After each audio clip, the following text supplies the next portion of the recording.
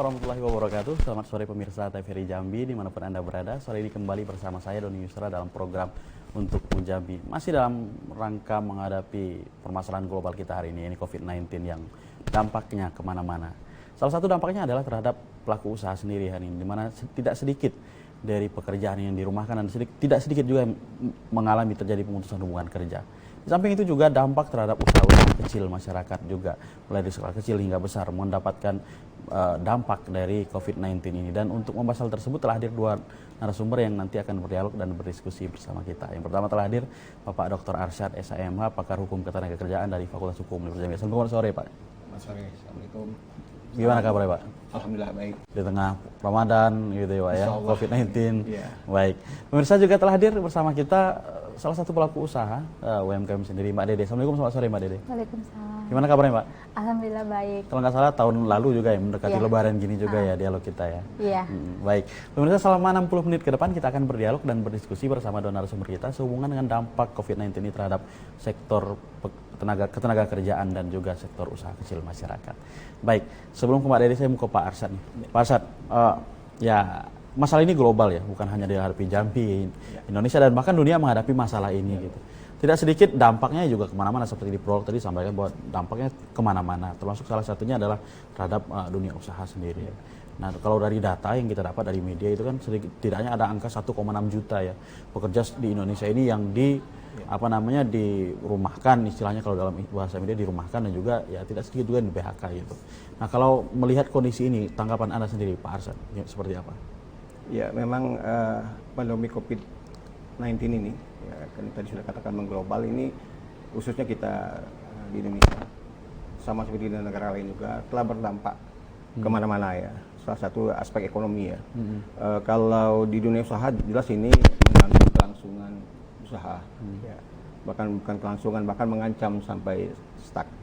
Kemudian juga tentu ini berimbas kepada pekerja, ya, karena pengusaha kesulitan berusaha, bisa jadi tidak ada pekerjaan, ataupun kalau dia melakukan usaha tidak ada konsumen juga, atau bahkan mungkin keadaan pandemi ini juga membuat mereka bersulit untuk melakukan usaha. Bagi pekerja mungkin dia sulit untuk menuju tempat kerja karena umpamanya ada hambatan jalan, pembatasan sosial jalan. sebagainya. Nah, begitu juga dunia usaha juga, mereka juga mengalami hambatan-hambatan distribusi barang dan sebagainya. Ya, itu seperti itu. Jadi ini jelas mempunyai dampak, memberikan kesulitan, menimbulkan kesulitan baik pada dunia usaha maupun juga kepada pekerja dan kepada kita semua sebenarnya. Nah, kalau kita lihat itu kan sebenarnya ya di saat kita memfokuskan isu ini ya, sebelum saya ke Mbak Dede ya, di saat kita memfokuskan isu ini ya, di saat kita berbicara dampaknya terhadap dunia usaha ya, ada dua sisi yang harus kita lihat ya. Di saat kita berada pada sisi ya, pengusaha dan pekerja sendiri hari ini. Nah, dari sisi pengusaha hari ini tadi di awal Anda mengatakan ya akhirnya pelaku usaha ini kan mengalami kesulitan nih dalam melaksanakan proses usaha sektor-sektor usahanya, sehingga ya dampaknya kemana-mana terhadap juga penghasilan perusahaan dan sebagainya. Dalam kondisi seperti ini sebenarnya kalau dalam aspek hukum apakah memang ada kelonggaran-kelonggaran sendiri diberikan kepada pengusaha untuk mengambil suatu tindakan ataupun langkah dalam hubungan kerjanya sendiri Pak Arsyad? Ya, terima kasih. Pandemi COVID-19 ini walaupun sudah dikatakan sebagai bencana nasional non alam ya gitu ya. Kemudian ramai juga memperbincangkan, berbagai pendapat muncul. Terutama yang paling ramai dibahas adalah bahwa ini adalah suatu keadaan pewaksa atau force majeure gitu. Bahkan dia bilang ini adalah sebagai suatu keadaan umum force majeure ya. Sehingga force majeure ini ada dua kalau dalam konsep perdata. Konsep pasal 1224 BW adalah sebagai suatu, jadi secara umum force majeure adalah suatu keadaan yang tidak dapat diduga terjadi. Tidak dapat diduga. Ya. Keadaan ini adalah bukan keadaan biasa, adalah keadaan yang luar biasa sehingga menghalangi kalau bahasa perdata kita debitur ini untuk memenuhi kewajibannya untuk berprestasi. Dan dia tidak punya pilihan seperti itu. Nah, karena itu dengan keadaan memaksa secara umum ini debitur dibebaskan dari hukuman atas segala akibatnya. Ya, itu. Cuma saya tidak mau buru-buru mengatakan bahwa COVID-19 ini bagi pengusaha ini keadaan maksa. Keadaan memaksa, Sehingga kami boleh tidak membayar upah, boleh tidak membayar THR, boleh terlambat membayar upah, tidak buru-buru. Keadaan maksa itu sifatnya kasuistik, case by case. Lalu lihat dalam satu hubungan tertentu. Bisa saja terjadi suatu longsor besar. Bagi seseorang mungkin yang mempunyai hubungan tertentu, dia masih bisa memenuhi kewajibannya. Tapi bagi saya yang satu-satunya jalan lewat sana, nah ini bagi saya ini keadaan memaksa. Nah, dalam kondisi hari ini, apakah kondisi hari ini disebut sebagai keadaan memaksa? Karena misalnya, salah satu dasar misalnya pemerintah menetapkan ini sebagai suatu bencana nasional non-alam. Jadi penetapan pemerintah ini sifatnya global. Jadi kalau keadaan memaksa itu case by case, tergantung masing-masing pengusaha umpamanya ya. Dia tidak bisa mempekerjakan pekerja umpamanya karena semua jalan menuju lokasi kerja diblokir umpamanya ya dalam bahasa itu data petik diblokir, sehingga tidak mungkin dia menyuruh pekerja bekerja. Nah, itu keadaan maksa. Bagi pekerja juga umpamanya dia diwajibkan untuk masuk kerja, tetapi dia tidak bisa jalan juga karena dia tidak boleh keluar, tidak bisa, terutama melewati jalan yang menuju ke tempat dia kerja. Nah, ini bisa menjadi keadaan memaksa. Artinya keadaan memaksa hari ini tidak dapat kita tafsirkan secara universal bahwa ini kondisinya memaksa begitu? Tidak gitu. Sepanjang tadi prinsipnya tadi, dia masih punya pilihan dan itu tidak satu-satunya menghalangi. Lah kalau keadaan terjadi COVID-19 ini, apakah keadaan memaksa saya untuk bayar utang? Kan tidak. Saya bisa transfer. Kan tidak menghalangi gitu umpamanya. Saya bisa kirim by banking segala macam seperti itu. Tidak menghalangi itu seperti itu. Jadi harus dilihat itu benar-benar keadaan itu demikian rupa menghalangi kita untuk memenuhi kewajiban kita dan kita tidak punya pilihan. Apakah artinya Anda ingin mengatakan sebenarnya alasan COVID-19 ini tidak dapat dikatakan untuk seluruh pelaku usaha bahwa ini keadaannya memaksa seperti itu? Betul. Harus masing-masing dilihat keadaannya masing-masing begitu. Dan ini jadi bisa jadi di satu pengusaha ini dianggap keadaan memaksa, di kondisi lainnya tidak dalam keadaan biasa-biasa saja. Iya betul demikian ya. Tergantung masing-masing. Masing-masing menghadapi kondisi ini berbeda satu sama lain. Saya bilang. Gitu. Baik, saya ke Mbak Dede. Mbak Dede, Anda salah satu pelaku usaha ya, tapi ya bisa dikatakan tadi sebelum acara juga kita sempat bincang-bincang dengan kondisi usaha Anda hari ini. Kalau saya tidak salah mengingat kemarin itu, di tahun lalu Anda sempat berstatement sebenarnya usaha Anda itu kalau udah mendekati, ini kan mendekati Lebaran ya. Itu sudah tergantung berapa ada modal, berapa barang akan habis. Saya menangkap seperti itu. Kalau hari ini apakah masih seperti itu, Mbak Dede? Kalau kondisi hari ini mungkin baru 30% yang kita, istilahnya barang kita baru dikirim ke luar kota. Tapi kalau itu dipesan, pemesanannya baru 30% atau seperti apa? Atau memang baru kita kirim 30%? Pesanan dari pesanan. Baru 30% dari biasanya? Baru biasanya. Biasa kan kalau kayak gini kan sudah hampir 40-50% udah kita kirim kemana-mana. Sekarang kita kalau ngirim itu karena kondisi yang dari daerahnya sama kondisi dari kita. Karena kan kita harus ngikutin, kadang kan mobil box kita mobil prediksi. Sekarang aja tadi malam itu ada ibu-ibu dari Kerinci mau pulang ke Kerinci bawa barang saya, tiba-tibanya dia ditahan, tidak boleh balik kampung. Itu ditahan karena ada pembatasan tadi. Pembatasan. Jadi akhirnya siang ini, sore ini baru kita kirim. Karena kendala tadi? Iya, kendala tadi. Nah, saya masih ingat sekali dialog kita tahun kemarin, saya sempat takjub begitu dan kagum, wah luar biasa. Keuntungan yang Anda dapat menjelang Lebaran. Nah, kalau dilihat dari prediksi hari ini, kalau dari hitungan-hitungan Anda, apakah masih mendekati angka seperti yang dulu? Bahkan Anda dulu mengatakan berapa ada barang, pokoknya berapa ada habis. Gitu. Kalau sekarang belum. Itu masih kondisinya ya masih standar. Di angka berapa persen kalau saya boleh tahu? Ya mungkin sekitar 30%-an masih, Mas. Dan mereka juga melakukan penjualan ya, masuk juga makanan itu ke ini. Iya, kita menjualkan juga, siapa yang mau pesan itu kita delivery, kita antar. Kalau tahun dulu kan dia jemput di rumah, sekarang kita antar. Dan juga karena kondisi dulu lebih menguntungkan lah ya. Dan juga kalau seandainya kita keluar kota, kita bagi 2 ongkirnya. Nah, kalau luar Jambi kita tanpa ongkir, kita kirim. Dan juga kalau seandainya pembelian lebih banyak, kita kasih bonus. Untuk menarik ini tadi. Iya, kita menarik pembeli. Jadi artinya kalau saya lihat dari itu, dampaknya luar biasa terhadap usaha Anda seperti itu. Terdampak. Terdampak banget. Tapi kita mudah-mudahan insya Allah bulan Juli ini habis semuanya. Ya, harapan kita semua seperti itu, masih ada harapannya. Amin. Dr. Asad, itu salah satu kondisi ya masyarakat hari ini, dan tentu Mbak Dede yang saya dengar itu dulu mempekerjakan puluhan orang dan hari ini Ya. tadi di angka 2 orang hanya tinggal Cuma 2 orang yang bekerja Ya, ya. hari ini. Nah, berarti ada satu sisi lain. Tadi kita sudah berbicara dalam sisi pekerja. Ada sisi lain, Pak Arsad. Sisi pekerja hari ini yang kita katakan dirugikan, ya mungkin dirugikan dengan keadaan, entah juga dirugikan karena suatu pertimbangan yang Anda katakan terburu-buru menilai bahwa ini bersifat universal begitu. Kalau dilihat dari aspek hak-hak pekerja sendiri hari ini di tengah Covid ini, seperti apa Pak Arsad? Ya, baiklah. Dalam kondisi pandemi COVID-19 saat ini yang benar-benar yang tengah dihadapi oleh pekerja itu, ya pertama adalah risiko dirumahkan itu satu, dan bahkan ini sudah terjadi. Dan yang paling berat sekali ini, walaupun ini semua harus berupaya jangan sampai terjadi sebagai upaya akhir, ya ini adalah ancaman PHK. Satu. Kemudian ini ke depan ini sebentar lagi nih kita menghadapi lagi hak pekerja itu pembayaran THR. Nah, ini 3 hal ini yang di depan mata kita sekarang. Itu persoalan dirumahkan. Nah, ini menarik juga ya dari dirumahkan. Ya, karena perasaan istilah ini baru muncul belakangan ini ya, dirumahkan begitu. Ya. Sebenarnya baru muncul belakang ini juga tidak. Istilah dirumahkan ini sudah lama dalam praktek hubungan industrial. Oh, dalam praktiknya sudah lama. Tetapi di dalam peraturan perundangan, khususnya dalam undang kerjaan, tidak ada kata-kata dirumahkan. Jadi lalu orang memaknai apa ini dirumahkan gitu. Jadi dirumahkan itu ya, yang merumahkan itu adalah pengusaha. Artinya kamu nggak usah bekerja gitu ya. Bukan berarti kamu diputuskan hubungan kerjanya. Bukan, kamu tidak bekerja. Nah, lalu pertanyaan muncul, lalu bagaimana upah saya kan itu persoalan selanjutnya. Jadi kita menerjemahkan ini di rumah ini sebagai kategori perbuatan apa ini. Nah, kata-kata dirumahkan tidak ada. Jadi kalau kita melihat tindakan pengusaha yang merumahkan pekerja itu adalah tindakan pengusaha yang tidak mempekerjakan pekerja. Jadi dia tidak menyuruh dia bekerja, tidak mau bekerja, sementara pekerjanya bersedia bekerja. Ya. Nah, itu kalau akhirnya kita kaitkan dengan hak-hak pekerja, apakah pekerja masih memiliki hak?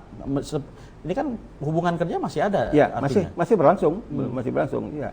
Selama masih berlangsung bekerja, masih ada hak dan kewajiban. Ya. Pekerja punya kewajiban untuk bekerja, dan dia mempunyai hak memperoleh upah. Sebaliknya, pengusaha dia berkewajiban membayar upah dan dia punya hak mempekerja pekerja. Sebenarnya mempekerja pekerja ini adalah hak, bukan kewajiban. Artinya terserah saya mau kerjakan kamu, saya kerjakan. Kalau enggak ya udah, kamu nggak usah kerja gitu. Iya. Sekalipun dia mau kerja. Iya. Pekerja mau bekerja di sini. Lalu persoalannya upah saya dibayar apa enggak? Karena memang di dalam hubungan industrial ini ada suatu prinsip pengupahan namanya no work no pay.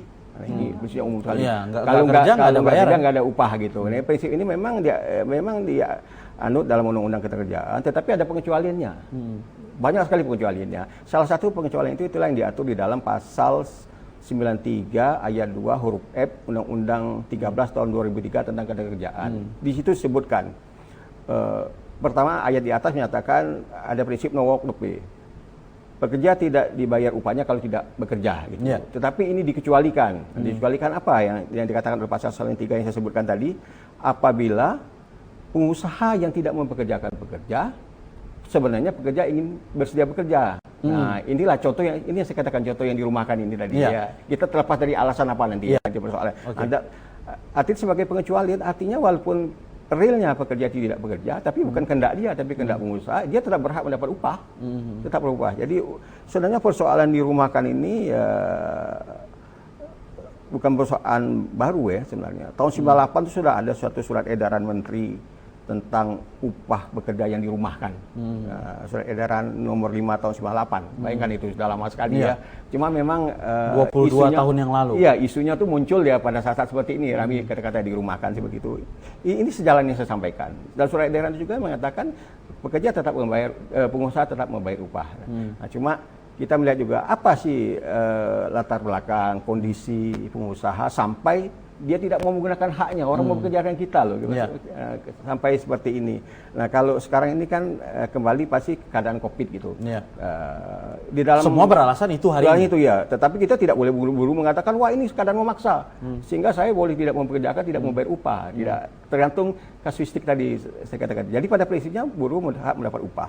Upahnya berupa apa? Ada upah pokok ditambah tunjangan tetap. Tapi tidak sedikit kita mendengar nih, ya mudah-mudahan tidak terjadi. Ada yang mengatakan ya Jadi bayar 10% dari gaji yang seharusnya diterima setiap bulannya. Tapi seperti apa saya tanya, kita tahan dulu Pak Arsyad dan Mbak Dede. Pemirsa jangan kemana-mana karena kami akan kembali setelah pesan-pesan berikut ini.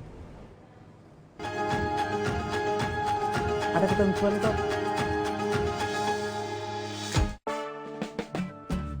Tidak perlu takut secara berlebihan dengan yang namanya virus corona. Karena virus corona dari data yang saya terima, 94% lebih penderitanya dapat disembuhkan. Untuk itu kita perlu melakukan hal-hal seperti ini. Pertama, jangan lupa untuk mencuci tangan dengan air yang mengalir dan sabun.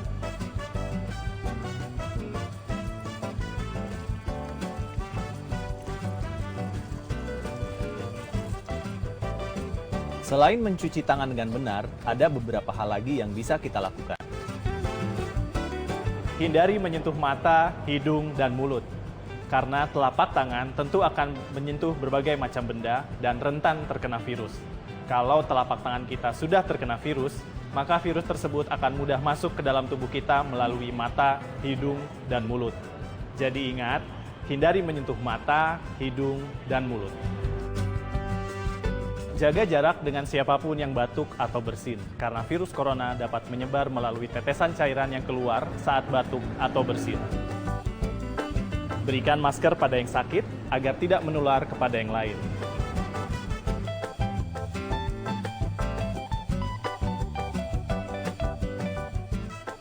Cukup sederhana dan mudah dilaksanakan. Jadi sebetulnya musuh terbesar kita saat ini adalah bukan virus itu sendiri, tapi rasa cemas, rasa panik, rasa ketakutan, dan berita-berita hoax serta rumor. Kita sebenarnya harus yakin dengan fakta, informasi, solidaritas bersama, dan gotong royong.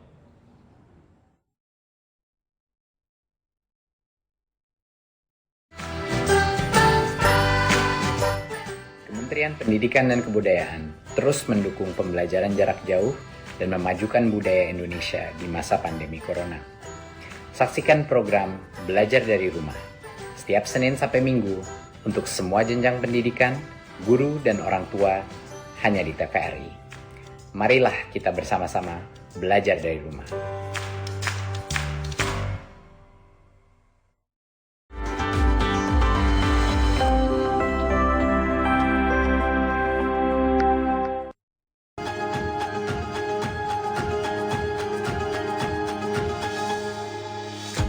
Terima kasih pemirsa, masih bersama kami dalam program Untuk Jambi dan kita masih membahas hubungan dengan dampak COVID-19 terhadap pekerja dan pelaku usaha. Pak Dede, Anda salah satu orang yang pelaku usaha ya hari ini ya, dan mempekerjakan dulu dalam dialog-dialog dulu juga kita membahas ya, Anda apalagi dalam kondisi mendekati Lebaran gini, mempekerjakan banyak sekali orang. Dan tadi sebelum acara Anda mengatakan akhirnya ya sekarang hanya mempekerjakan dua orang. Ya. Nah bagaimana dengan apa sebenarnya penyebabnya itu Mbak Dede sebenarnya? Karena kita belum tahu kondisi kalau sekarang ini. Mungkin insya Allah kalau memang 10 hari mau Lebaran rame, itu kita tambah karyawan. Tapi kalau kita lihat dari kondisi hari ini, ada kemungkinan akan rame begitu? Belum. Belum ada gambaran? Belum ada. Belum ada, masih standar seperti yang ya biasa-biasa. Begitu ya, belum ada gambaran akan ini. Nah, kalau terhadap pekerja-pekerja yang lain itu kan akhirnya bisa kita katakan ya istilahnya dirumahkan juga lah begitu ya, Pak ya. Dirumahkan juga. Nah, bagaimana dengan mereka sendiri dengan usaha Mbak Dede? Maksudnya mungkin ada perjanjian-perjanjian tertentu ataupun ada kesepakatan nanti kalau ada kerjanya ayo kita kerja lagi gitu. Kita ada kesepakatan nanti kalau ada kerja kita tarik dia yang kita ajak kerja. Sekarang ini kondisinya orang itu yang pekerja saya itu seperti jualan dulu. Jualan di rumah-rumah. Nah, nanti kalau sudah ada kerjaan kita telepon, ada kerjaan dia ini. Dan juga karyawan saya suruh bikin. Seandainya dia bisa, kemampuan dia apa? Bikin peye, apa bikin apa? Kamu bikin berapa pesanan, nanti saya pesan ke kamu. Bilang jadi sesama kita ngambil barang dia. Jadi dia kerja di rumah, kita pun ngambil barang dia di rumah. Oh, jadi membeli barang dia tapi tanpa mempekerjakan mereka begitu. Apakah ada penolakan mungkin dari mereka Mbak Dede, mungkin ya protes, keberatan atau apa begitu, atau kecewa? Aduh, biasanya kita tiap Ini kalau udah gini ini lagi rame-ramenya gitu. Iya, karena kita juga ngasih pengertian sama mereka dalam kondisi seperti ini. Dan juga mereka juga katanya mau juga seperti ya kerjaan di rumah, seperti bikin peyek, kita tarik barang dia, kita jual di rumah, semprong, kue apa semuanya. Gitu ya.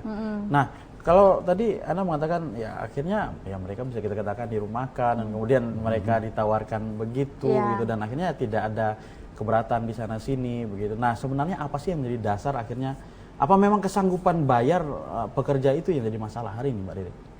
Bayar iya. Iya, membayar pekerja Iya, gitu, pembayaran juga upah kerjanya juga seperti itu. Karena kita kan sekarang ini kondisinya ini kita kondisi. Memang kalau boleh saya tekankan lagi karena memang betul-betul tidak sanggup begitu. Dibilang tidak sanggup. Karena kita dibilang tidak sanggup memang sanggup karena kita masih sanggup lah sebenarnya. Iya, masih sanggup kita. Cuma kondisinya sekarang ini kan kalau tahun dulu rame seperti kita dua kali lipat pendapatan kita. Kalau tahun ini kan kita belum dapat karena biasanya kita udah ada PO, seandainya pesannya sekian. Sekarang belum ada. Itu baru keluar kota yang baru ada. Begitu ya. Baik, saya ke Dr. Arsyad. Tadi terpotong iklan Pak Arsyad. Tadi Anda mengatakan ya ada ketentuan sebenarnya di saat kondisi seperti ini ada ketentuan misalnya dibayar pokok dan sebagainya. Nah tapi kan ya mudah-mudahan salah begitu informasi. Ada yang mengatakan yang justru dibayar sesuai dengan kesepakatan misalnya 10% dari gaji, 20% dari gaji. Apakah itu dibolehkan sebenarnya dalam aturan hukum? Iya. Pak Arsyad.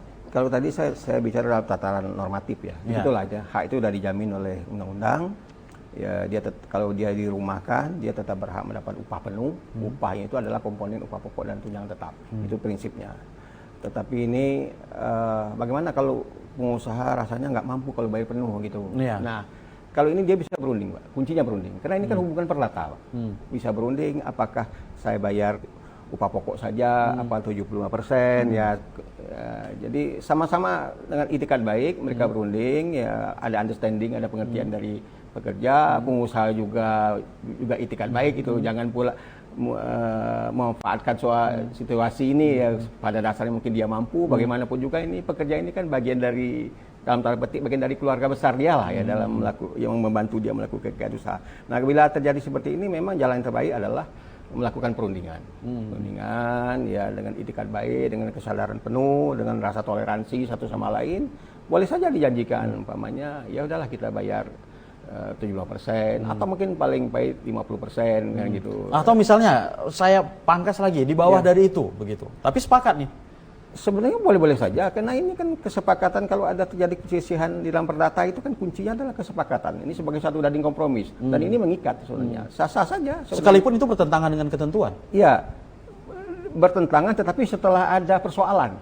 Nah, itu namanya perjanjian yang mengakhiri sengketa, namanya masuk dari kompromis. Dari kompromis itu boleh memang, karena bagian dari repair working, hak keperdataan orang. Yang tidak boleh itu dari awal membuat perjanjian dari awal. Misalnya ada perusahaan yang menggaji di bawah UMP. Nah, umpamanya dijanjikan upah kamu cuma sekian, kamu tidak mendapat THR, kamu tidak mendapat cuti ini segala macam yang bertentangan undang-undang, itu tidak boleh, itu batal demi hukum karena hak-hak yang normatif yang diberikan oleh undang-undang ketenagaan kepada buruh itu umumnya bersifat memaksa, doing and re. Artinya tidak bisa dikesampingkan dengan perjanjian macam apapun, apakah dengan perjanjian kerja, dengan peraturan perusahaan atau perjanjian kerja bersama. Tetapi sekalipun kedua belah pihak sepakat. Sepakat ya, isinya batal demi hukum karena itu perjanjian bertentangan dengan undang-undang, batal demi hukum. Tetapi bila sudah terjadi persoalan seperti ini, boleh. Sekalipun itu yang mereka sepakati berbeda dengan ketentuan. Iya, berketentuan ya. Jadi memang itu ada makanya kalau dalam teori memang ada dua jenis perjanjian itu. Profesor saya meminjam ini pendapat Profesor Maryam Darussaman, ahli hukum perdata ya. Dia membagi dua perjanjian. Ada perjanjian yang menimbulkan perikatan dan ada perjanjian mengakhiri sengketa. Sepertinya ini dari namanya agak matching gitu ya. Tetapi esensinya di mana? Pada perjanjian yang menimbulkan perikatan, contohnya perjanjian kerja kalau di hubungan kerja, peraturan perjanjian kerja bersama atau perjanjian apapun, itu tidak boleh isinya itu sekalipun mereka sepakat bertentangan dengan undang-undang yang bersifat memaksa. Kalau itu dimuat di dalamnya, umpamanya di dalam perjanjian dikatakan bahwa selama bekerja di sini tidak ada upah upahnya di bawah upah minimum, Ya. kemudian tidak ada THR, atau kalaupun dia bekerja melebihi jam kerja tidak ada Tidak upah ada lembur upah lembur. overtime. Ya. Nah, kalau itu tetap diperjanjikan, walaupun itu sepakat, itu isi perjanjian batal demi hukum. Batal demi hukum. Lalu yang berlaku yang mana? Nah, kelebihan peraturan ketenagakerjaan ini, yang berlaku adalah peraturan ketenagakerjaan sebagai pelengkap, hukum pelengkapnya, sekaligus sebagai hukum ketenagakerjaan yang berlaku. Nah, itu.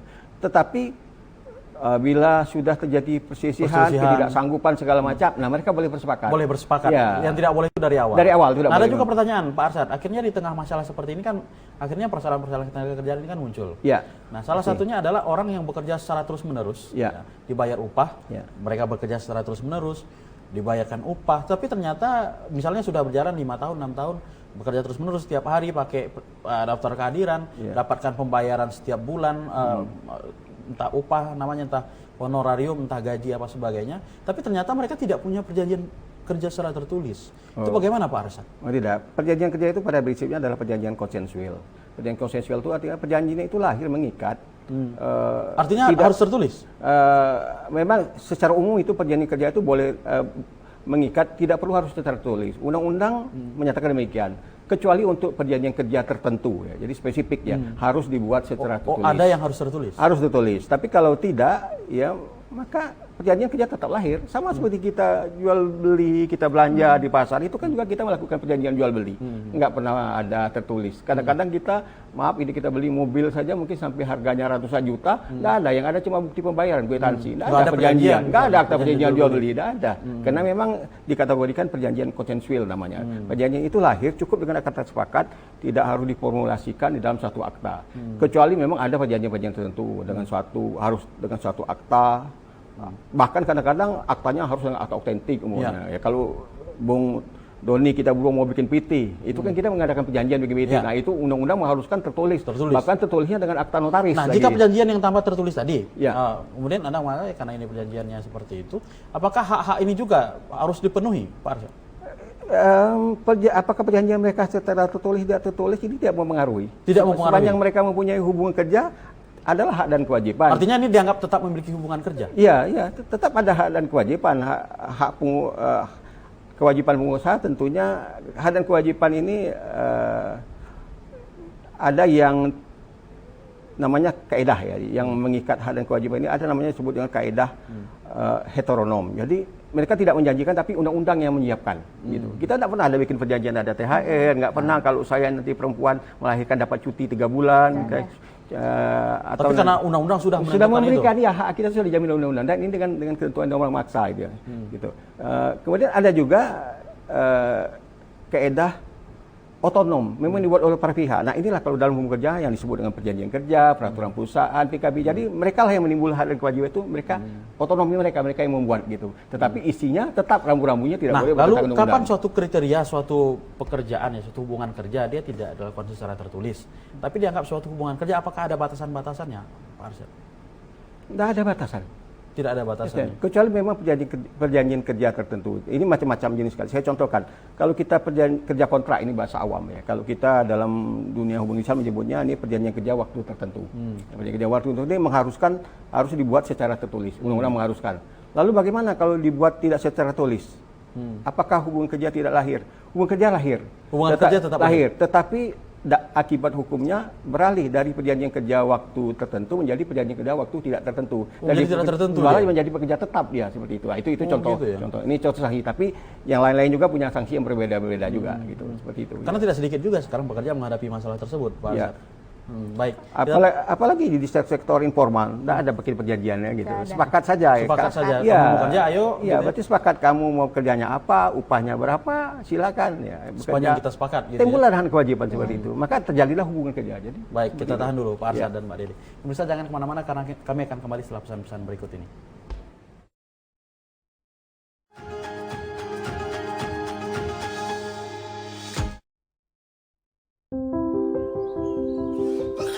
Tanpa disadari, virus dapat menyebar di sekitar kita melalui hal yang dilakukan sehari-hari. Virus tersebut dapat menular secara berantai, mulai dari satu orang ke orang yang lain, lalu ke orang lainnya lagi, hingga dapat menular ke banyak orang. Kita dapat mencegah penyebaran virus Tutup hidung dan mulut ketika batuk atau bersin. Buang tisu bekas pakai ke tempat sampah tertutup. Cuci tangan pakai sabun sesering mungkin. Semakin banyak yang mencegah, semakin banyak yang terlindungi. Dipersembahkan oleh guna menjamin keberlangsungan program belajar mengajar selama pandemi COVID-19. Pemerintah meluncurkan program belajar dari rumah Senin hingga Minggu. PAUD dan sederajat, pukul 8 waktu Indonesia Barat. SD kelas 1-3 dan sederajat, pukul 8.30 waktu Indonesia Barat. SD kelas 4-6 dan sederajat, pukul 9 waktu Indonesia Barat. SMP dan sederajat, pukul 9.30 waktu Indonesia Barat. SMA dan sederajat, pukul 10 waktu Indonesia Barat. Keluarga Indonesia, pukul 10.30 waktu Indonesia Barat. Film anak, Senin pukul 19 waktu Indonesia Barat. Film nasional, Selasa sampai Kamis dan Sabtu, pukul 21.30 waktu Indonesia Barat. Cerita pagi Sabtu dan Minggu, pukul 8 waktu Indonesia Barat. Talk show, Sabtu dan Minggu, pukul 9 waktu Indonesia Barat. Cerita Nusantara, Sabtu dan Minggu, pukul 10 waktu Indonesia Barat. Ragam Indonesia, Sabtu dan Minggu, pukul 10.30 waktu Indonesia Barat.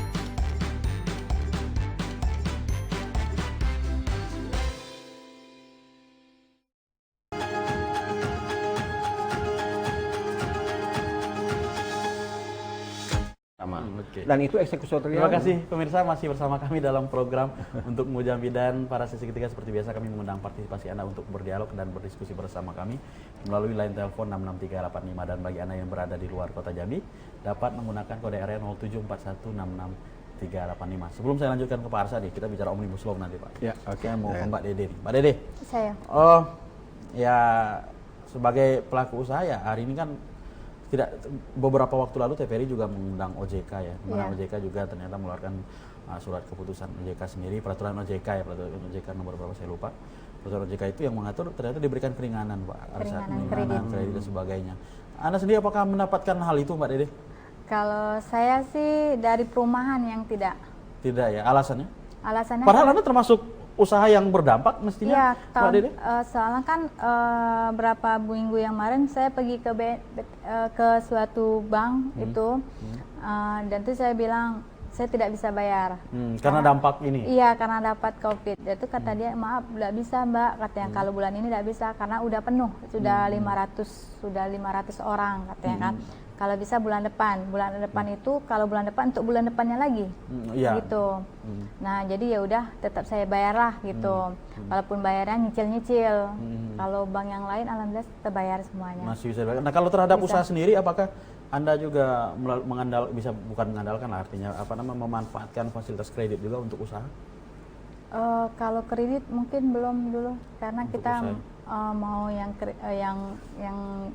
rencana saya mau saya lunasin semua habis Lebaran ini, kalau memang lagi Lebaran ini agak rame. Tapi kondisinya hari ini seperti ini loh Mbak Dede. Iya, tapi insya Allah kalau memang ada rezeki, kita kan tidak tahu, itu mungkin salah satu bank nanti saya lunasin gitu. Jadi biar tidak ada utang lagi. Jadi cuma ada utang rumah aja. Tapi berarti hari ini masih berhubungan dengan persoalan kredit juga, akhirnya apalagi dengan terjadi penurunan omset dan sebagainya begitu ya? Iya. Kalau kalau BTP 6 yang di PAL 10 itu dia ngasih keringanan. Apakah mau bayar bunganya atau tidak bayar, dia juga tidak apa-apa. Oh, jadi ada pertimbangan-pertimbangan juga dari si pemberi kredit juga. Baik, saya ke Pak Arsad. Pak Arsad, ada hal menarik juga nih di saat kita berbicara isu-isu hukum ketenagakerjaan hari ini. Di tengah, sebelum COVID sudah heboh sih sebenarnya Pak, pembahasan Omnibus Law gitu, dan masyarakat di luar masih banyak apa sih Omnibus Law ini sebagainya. Lalu dan kemarin sempat heboh lagi nih di saat kawan-kawan pekerja dari SB dan konfederasi buruh lain dan pekerja lain itu juga sempat akan mengadakan aksi jika tetap dibahas oleh DPR. Nah, sebelum kita jauh membahas isi nih Pak Arsad, sebenarnya Omnibus Law itu apa sih sebenarnya Pak Arsad? Iya, Bung Ben, ini memang lagi rame-ramenya menghadapi COVID-19. Ditambah pembahasan. Ada yang menduga dibahas diam-diam, macam-macam lah seperti ya, itu. Jadi Omnibus Law ini adalah jadi RUU Omnibus Law Cipta Kerja ini adalah rancangan undang-undang di dalam satu undang-undang yang isinya ini banyak merevisi undang-undang. Ada 79 undang-undang yang merevisi dengan satu undang-undang. Jadi dengan satu undang-undang merevisi banyak undang-undang. Jadi itu istilah omnibus. Jadi omnibus ini for everything. One for all gitu, ya, atau sapu jagat. Gitu, sapu jagat itu istilahnya digunakan. Jadi dengan satu RUU ini bisa merevisi sampai 79 undang-undang. Termasuk turunannya? Apakah juga berpengaruh nanti kepada pasti nanti undang-undang itu nanti akan ada peraturan pelaksana akan berubah juga, akan menyesuaikan dengan undang-undang sebagai posisi yang lebih tinggi. Nah, oke, dan kemudian menjadi heboh. Sebelum COVID sudah heboh dan dibahas dalam proses COVID ini kemudian juga makin heboh gitu. Sebenarnya apa sih buat hebohnya itu, Pak? Iya, jelas ini, Pak. Karena ini kan tidak akan tertanggung nih. Omnibus Law ini 39 undang-undang ya yang harus direvisi ya. Jadi semacam deregulasi, ya, debirokratisasi juga, dan ini melibatkan berapa sampai 10 atau 11 sektor atau klaster ya. Nah, salah satu klaster itu ketenagakerjaan memang. Ini yang paling heboh, yang ketenagakerjaan ini yang paling heboh klaster itu. Kan sekarang ini kan RUU-nya ada di tangan DPR ya, tapi kita melihat informasi terakhir ini kan ditunda. Khusus untuk klaster kerjaan ditunda dulu. Ya, karena ini memang yang paling ramai memang. Karena banyak, pertama memang kondisi COVID sendiri, satu, yang kedua banyak sekali protes-protes. Iya. Nah, protes-protes itu sebenarnya apa yang diprotes dari Omnibus Law? Tadi ada mengatakan ya, yang namanya hukum itu kan harus disesuaikan dengan perkembangan zaman dan sebagainya. Dan hari ini justru mungkin ini itu dilakukan untuk penyesuaian ya, salah satu alasan revisi. Tapi justru mendatangkan protes di sana sini, Pak Arsyad. Ya, Omnibus Law ini kalau kita lihat isinya, jangan lihat dengan dengar namanya ya. Kalau namanya seperti ini fokusnya adalah mengatur tentang ketenagakerjaan ya. Omnibus RUU Omnibus Law Cipta Kerja. Cipta ya. Dulu namanya Cipta lapangan kerja. Jadi cilaka ya. Jadi cilaka mungkin kurang enak didengar, diperbaiki Cipta Kerja. Jadi kesannya ini sepertinya masalah kerjaan. Padahal di dalamnya tadi ada 10 klaster ya. Sebenarnya isinya adalah kebijakan-kebijakan ini deregulasi untuk memberi kemudahan investasi intinya. Ya termasuklah jadi masalah yang menjadi hambatan birokratisasi akan ya perizinan segala macam dipermudah, termasuk teks perpajakan dan sebagainya. Termasuklah juga masalah-masalah kerjaan ini mungkin yang bagi dunia usaha ini juga menjadi hambatan untuk melangsungkan usaha atau untuk berinvestasi. Nah, apa yang merugikan pekerja? Ya, kalau kita lihat di klaster ketenagakerjaan ini ada 3 undang-undang yang direvisi. Yang pertama adalah Undang-Undang Ketenagakerjaan sendiri, Undang-Undang 13 tahun 2003, kemudian Undang-Undang Sistem Jaminan Sosial Nasional, ya ini sistem jaminan sosial ini, kayak jaminan sosialnya pekerja tentu yang terkait. Ini Undang-Undang 40 tahun 2004, kemudian BPJS, penyelenggara badan jaminan sosial ya. Undang-Undang nomor 24 tahun 2011. Tapi yang memang yang paling banyak ini yang mengalami revisi adalah Undang-Undang Ketenagakerjaan sendiri. Itu ada 35 pasal yang diubah. Kemudian ada 30 pasal yang dicabut. Kemudian 30 pasal diubah, 35 dicabut, dan ada penambahan oleh Omnibus Law ini, oleh RUU Omnibus Law ini 16 pasal. Jadi ada sekitar 17 pasalnya. Nah, inilah yang di bidang ketenagakerjaan ini. Jadi cukup luas sekali. Sebenarnya ini Omnibus Law ini sebenarnya bukan sesuatu yang baru sebenarnya di Indonesia dalam sejarah perundang-undangan kita. Kita sebelumnya sudah pernah melakukan juga.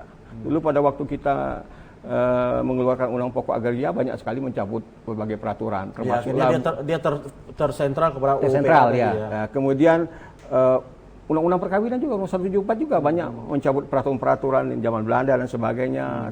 Bahkan terakhir Undang-Undang Ketenagakerjaan sendiri sebenarnya ada 25 peraturan undang-undang yang dicabut gitu. Tapi yang membedakannya apa dengan Omnibus Law Cipta Kerja ini? Kalau yang 3 saya contohkan tadi itu dia masih sifatnya sektor, masih berada di satu sektor ya. Tapi kalau ini sifatnya sudah lintas sektoral gitu. Jadi berbagai bidang. Jadi sektor atau klaster kerja ini salah satu sektor saja ini. Jadi nah itu. Jadi ini memang Omnibus Law yang paling luas ya. Lalu apa sebenarnya, kembali lagi mungkin lebih terfokus begitu lah. Apa sebenarnya yang membuat banyak kalangan pekerja ataupun buruh di luar sana akhirnya tidak setuju dengan ini, Pak Arsyad? Ya. Kita memang melihat ini penolakan ini pasti banyak paling dilakukan oleh pekerja. Memang jadi Omnibus Law di sektor kerjaan ini ada merubah hampir merevisi yang saya sebutkan tadi jumlahnya tadi itu. Nah itu meliputi beberapa hal. Yang pertama adalah persoalan penggunaan tenaga kerja asing, kemudian soal hubungan kerja, ya terutama berkaitan dengan kerja kontrak ya, PKWT, kemudian persoalan pengupahan. Keempat, persoalan PHK, baik itu persoalan alasan PHK, prosedur PHK, artinya dan kompensasi PHK. Lebih dipermudah atau apa? Atau Ya, saya tambah satu lain soal sanksi ya bagi pelanggaran yang dilakukan oleh pemerintah. Kalau kita lihat ya, kebetulan saya sudah membaca pelan-pelan, jujur ya, saya tidak berpihak kemana. Secara objektif memang, terutama kita membandingkan dengan peraturan yang lama, yang paling gampang kita mengkomparasikannya dengan Undang 13 tahun 2003, ketentuan yang dibuat di dalam RUU Cipta Kerja ini, saya jujur ini, secara umum memang cenderung berpihak kepada pengusaha. Iya,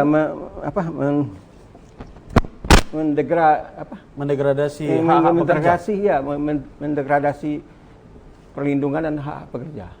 Dan akhirnya itulah menyebabkan timbul pertentangan dari kalangan buruh dan pekerja. Ya itu. Ya. Saya contohkan umpamanya dari yang pertama ya, persoalan TKA. Memang kalau kita lihat situ banyak kemudahan lah bagi pengusaha. Umpamanya tadinya mempekerjakan tenaga asing itu harus punya izin kerja ya. Sekarang tidak perlu izin lagi. Yang penting ada pengesahan perencanaan. Dan tentu merugikan pekerja lokal dong. Tapi itu belum berapa. Ada persoalan yang kedua. Banyak sekali ada juga bidang-bidang pekerjaan itu yang dibuka tanpa izin, bahkan tanpa perlu RPTK, tanpa rencana kerja itu. Nah ini kadang-kadang pekerjaan ini yang sebenarnya bisa diisi oleh tenaga lokal gitu. Jadi, nah dengan kemudahan yang demikian ini kan artinya juga mempengaruhi juga kesempatan bekerja lokal kita itu. Dan akhirnya bersaing dengan pekerja asing. Ya. Baik, saya ke Mbak Dede dulu. Mbak Dede, ya di tengah kondisi begini ya, tadi kita membahas ya pemerintah juga membahas Omnibus Law dan sebagainya begitu. Tentu juga bagi Anda pelaku UMKM sendiri tentu membutuhkan sentuhan tangan pemerintah. Gitu. Nah, apa harapan Anda kepada pemerintah kita hari ini, Mbak Dede, dengan kondisi begini? Harapan saya pada pemerintah supaya pertama harga pokok itu turunkan, dan juga bantuan kepada yang kurang mampu. Itu saja permohonan kepada pemerintah.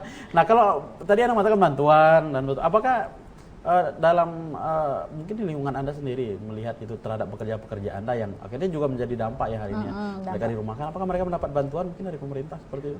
Kalau bantuan dari pemerintah saya kurang tahu, tapi dari tim kita ada, dari tim kita ada, kita bantu-bantu siapa yang kurang mampu ya ala kadarnya, semampunya kita. Sekalipun sebenarnya nggak pernah memperjanjikan itu. Iya.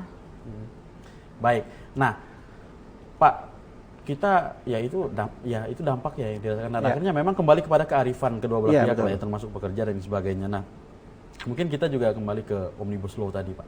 Nah, tadi menarik juga di saat Anda mengatakan ya ini kan membuka keran, ini kan semacam apa Pak ya? Semacam suatu simalakama. Satu sisi memang kita harus membuka keran investasi itu dan menghapus semua hambatan investasi, dan itu harus dilakukan hari ini. Bahkan peraturan beberapa waktu lalu negara juga mencabut beberapa peraturan daerah yang dianggap menghambat investasi begitu. Tapi di satu sisi ini juga akhirnya dikatakan juga berdampak tidak baik terhadap pekerja dan buruh sendiri. Nah, kalau saya boleh bertanya kepada Anda yang mungkin opini Anda sendiri dan mungkin pilihan Anda. Ini kan ditunda pembahasan, ya, artinya akan dibahas. Ya, nah, kalau Anda sendiri memilih, apakah setuju dengan Omnibus Law Cipta Kerja ini sendiri, Pak Arsyad? Ya, kalau secara umum saya setuju, karena isinya pada dasarnya adalah memberikan kemudahan orang untuk berinvestasi. Kita tahu semua investasi ini kita undang gitu kan, karena investasi ini ya pertama ya di samping memberi masukan pendapatan kepada negara juga dampak juga sebenarnya berdampak juga kepada pekerja juga, artinya membuka lapangan pekerja itu. Termasuk juga mungkin untuk mengangkat UMKM misalnya seperti Mbak Dede sebagai Iya, gitu ya. di dalam saya lupa di Omnibus Law ini memang luar biasa perhatiannya terhadap UMKM, luar biasa di dalam Omnibus Law. Cuma saya tadi kena agak lebih fokus kepada masalah keterkerjaan, luar biasa kepada UMKM untuk itu. Kalau secara umum ya gitu, tetapi saya kira ini kan mesti bijak ya, jangan sampai untuk dengan tujuan membuka keran investasi merugikan yang lain gitu ya. Tapi kalau Anda lihat dari formulasi ini, apakah bisa berdiri di tengah begitu, Pak Arsyad? Dengan tadi Anda mengatakan ada 30 pasal yang tadi Anda mengatakan dicabut, 35 diubah, 35 dicabut dan ditambah 16 pasal baru begitu. Apakah memungkinkan terjadi keseimbangan seperti itu? Apalagi kalau kita lihat dari protes dari kalangan pekerja sendiri ya hari ini, sebenarnya tidak ada keseimbangan seperti itu, Pak Arsyad. Ya. Saya kira kuncinya tadi ya ini memang seperti yang disampaikan oleh Bapak Presiden kita juga kan, ini penundaan pembahasan klaster ketenagaan juga sambil menunggu masukan-masukan dari berbagai pihak.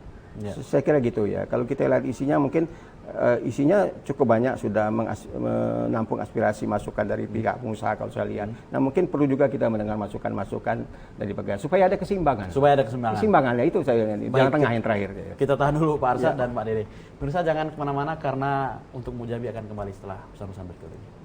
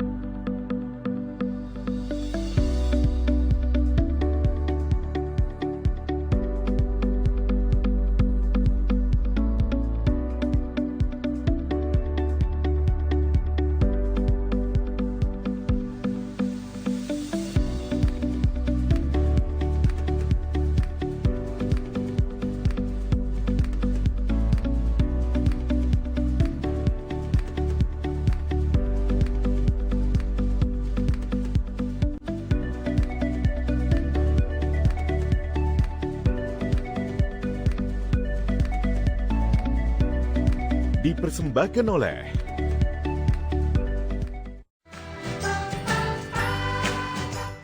Kementerian Pendidikan dan Kebudayaan terus mendukung pembelajaran jarak jauh dan memajukan budaya Indonesia di masa pandemi Corona.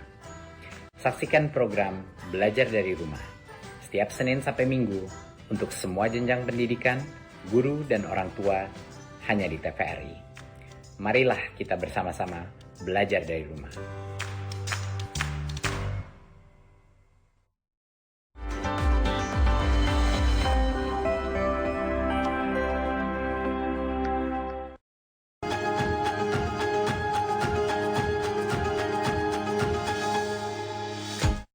Terima kasih pemirsa, masih bersama kami dalam program Untuk Mujambi. Di akhir acara Mbak Dede, apa yang ingin Anda sampaikan?